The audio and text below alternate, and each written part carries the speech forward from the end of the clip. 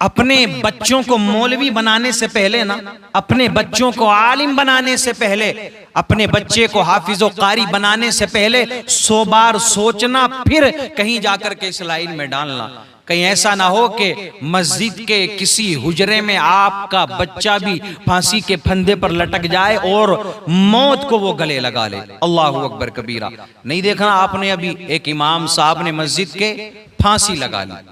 इमाम है, जाहिर सी बात है मौलवी भी होंगे, हाफिज भी होंगे, कारी भी होंगे, या सिर्फ आलिम होंगे, जानते तो होंगे कि हाँ खुदकुशी करना हराम है, ये जहर खाकर के मरना हराम है, आत्मा हत्या हराम है, दूसरों को समझाने वाला आज खुद फांसी के फंदे पर लटक गया। आखिर जिंदगी में कौन सा मोड़ आया होगा? मैं जो कह रहा हूं ना, 100 बार सोचना, बनाने से पहले, हाफिज बनाने से पहले, कारी बनाने से पहले, मौलवी और आलिम बनाने से पहले 100 बार सोचना। मेरे अजीजों, सिर्फ अपने बच्चे को आलिम ना बनाना, सिर्फ अपने बच्चे को मौलवी ना बनाना, इस नियत से ना पढ़ाना कि ये किसी मस्जिद में जाकर के इमामत कर लेगा, जिंदगी काट लेगा, बात खत्म हो जाएगी। इस नियत से ना पढ़ाना कि किसी मदरसे में जाकर के मुदर्रिस बन जाएगा, वहां बच्चों को पढ़ा लेगा, जिंदगी गुजार लेगा। नाना मेरे अजीज, क्योंकि आज जितनी ज्यादतियां मस्जिद के इमामों के साथ में हो रही हैं, जितनी ज्यादती मदरसे में पढ़ाने वाले मुदर्रिसीन के साथ में हो रही है, बल्कि मैं ये कहूंगा कि आज जो सबसे ज्यादा जुल्म सितम का सामना अगर कोई कौम कर रही है तो वो इमाम है मस्जिद के, वो मदरसे में पढ़ाने वाले मुदर्रिस हैं। ये मस्जिद की कमेटियां, ये मस्जिद की इंतजामिया और ये मदरसे के मेरे अजीजों ये सारे सदर, ये सेक्रेटरी,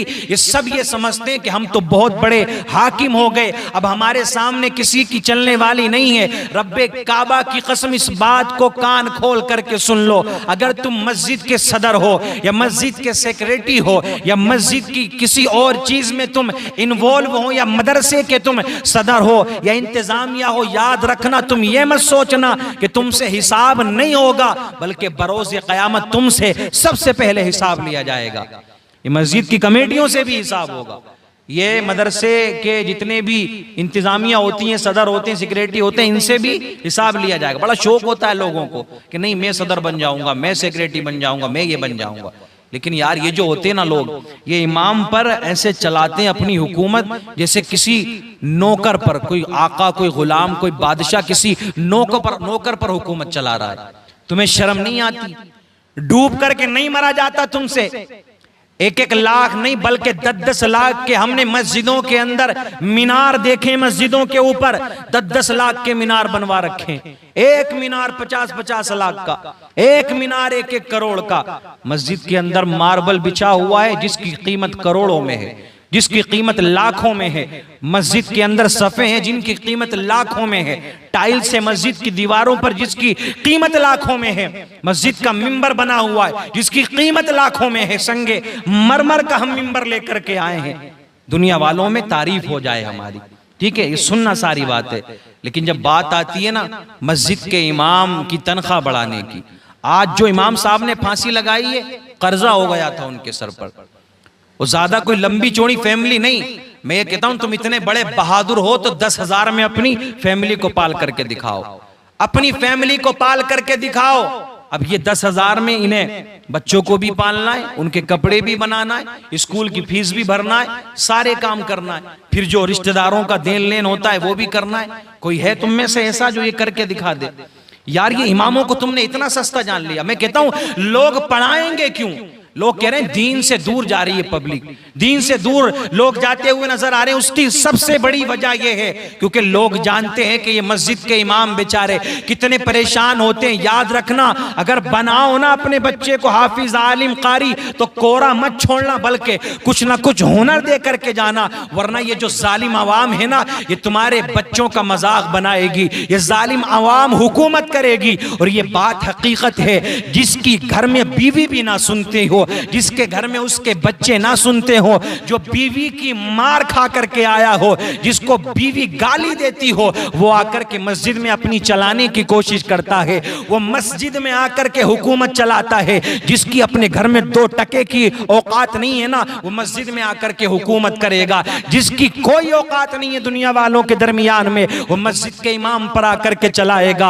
अल्लाहू अकबर कबीरा। तुम 10 लाख का मिंबर ना बनाते, तुम 50 लाख का ये मीनार ना बनाते, तुम 2 करोड़ 3 करोड़ 5 करोड़ की मस्जिद ना बनाते, अगर थोड़ा कम पैसा भी खर्च कर लेते तो नमाज हो जाती। आज आप देखें मेरे अजीजों, मस्जिद के जो वजू खाने होते हैं वहां 3-3 हजार की एक नल, एक टोटी लगी हुई है। लेकिन बात जब इमाम की तनख्वाह बढ़ाने की आती है तो इन्हीं जालिमों की जान निकल जाया करती है, इनके पैरों तले जमीन निकल जाया करती है, जैसे ही अपने घर से दे रहे हैं। याद रखना, मस्जिद की रौनक टाइल्स से नहीं है, मस्जिद की रौनक मार्बल से नहीं है, मस्जिद की रौनक ये महंगे पंखे से नहीं है, मस्जिद की रौनक ये महंगे महंगे इंतजामात से नहीं है, बल्कि मस्जिद में अगर रौनक है किसी चीज से, किसी जात से, तो वो मस्जिद के इमाम से मस्जिद की रौनक है। ये बात आप याद रखना, गौर कर लेना इस बात पर। कितने भी नमाजी आते हो,